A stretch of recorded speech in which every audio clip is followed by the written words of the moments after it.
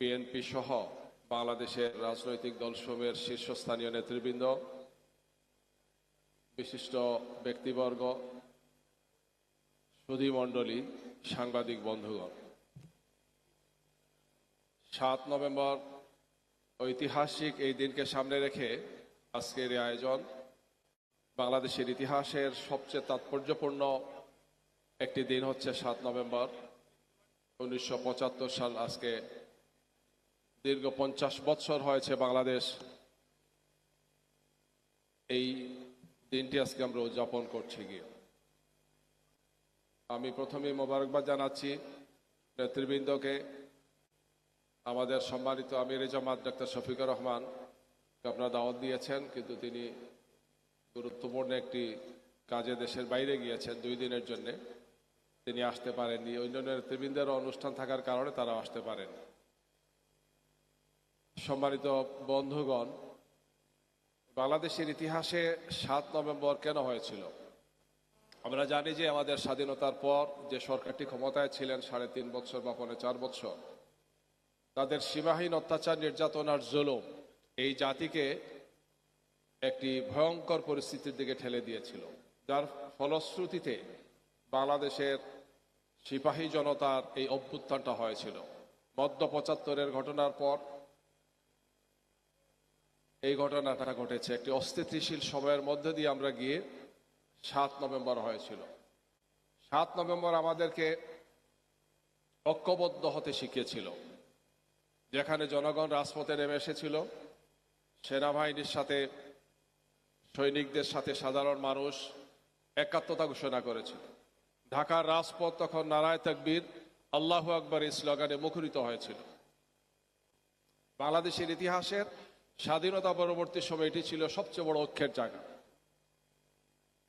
এবং সেই ঐক্য প্রতিষ্ঠা করতে সক্ষম হয়েছিলেন মরহুম প্রেসিডেন্ট জিয়াউর রহমান। তিনি অসাধারণ ঐতিহাসিক দায়িত্ব পালন করেছেন, যার ফলশ্রুতিতে বাংলাদেশ একটি গভীর সংকট থেকে মুক্তি পেয়েছিল। বাংলাদেশ গণতান্ত্রিক প্রক্রিয়া আবার ফিরে এসেছিল। বহুদলীয় গণতন্ত্রের সূচনা আবার তার মাধ্যমে আরম্ভ হয়েছিল।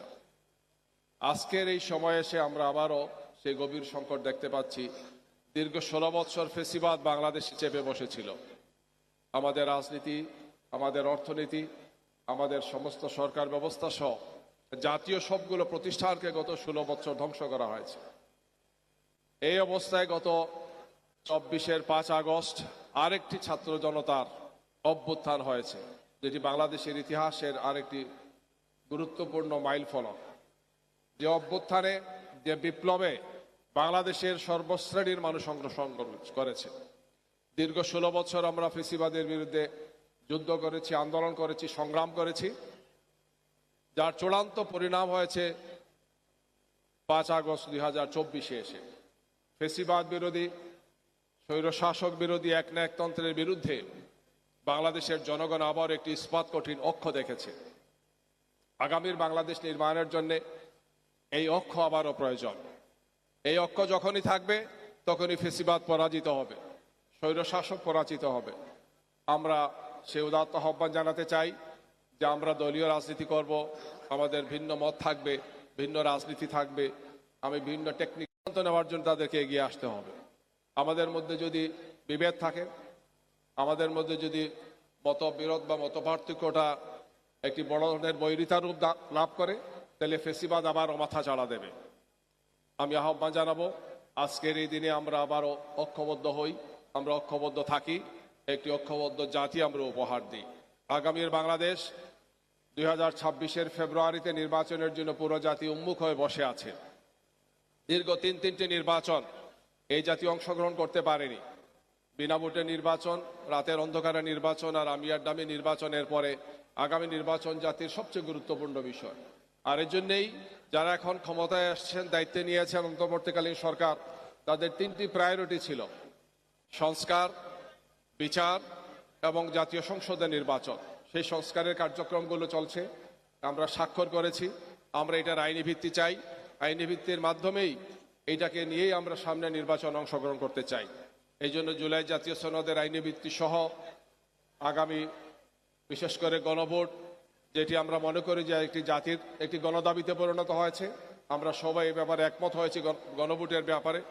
শুধু মাসটা নিয়ে তারিখটা নিয়ে আমাদের মধ্যে মতপার্থক্য। আমার ধারণা জাতীয় রাজনীতিবিদ স্ব স্ব অবস্থান থেকে একটু ছাড় দিলে আমরা অবশ্যই এক জায়গাতে আসতে পারবো ইনশাআল্লাহ, এবং সেটি জাতির জন্যই প্রয়োজন। আমরা যাতে আমাদের সেই ঐতিহাসিক দায়িত্বটি পালন করতে পারি, আমি শীর্ষ নেতৃবৃন্দকে অনুরোধ জানাবো যে আমরা আমাদের এই ঐতিহাসিক মুহূর্তে যাতে আমরা সঠিক সিদ্ধান্ত নিয়ে জাতিকে আমরা একটি দিক নির্দেশনা দিতে পারি। 7 নভেম্বর, 24-এর 5 আগস্ট জাতির জন্য ঐতিহাসিক দিনগুলো আমাদেরকে স্মরণ করিয়ে দেয়। আমাদের মধ্যে যত ঐক্য থাকবে, আমরা যত ইস্পাত কঠিন ঐক্য গড়ে তুলব, ফেসিবাদ তত তাড়াতাড়ি বিদায় নেবে। ফেসিবাদ আসার পথকে আমরা আর এখানে দেখতে চাই না। ফেসিবাদকে আমরা রুখবো, একটি গণতান্ত্রিক, একটি মানবিক বাংলাদেশ গড়ব ইনশাল্লাহ। সেই প্রত্যাশা ব্যক্ত করে আমি সবাইকে মোবারকবাদ জানিয়ে আমার কথা এখানে শেষ করছি। সবাইকে ধন্যবাদ। আসসালামু আলাইকুম ওয়া রাহমাতুল্লাহি ওয়া বারাকাতুহু।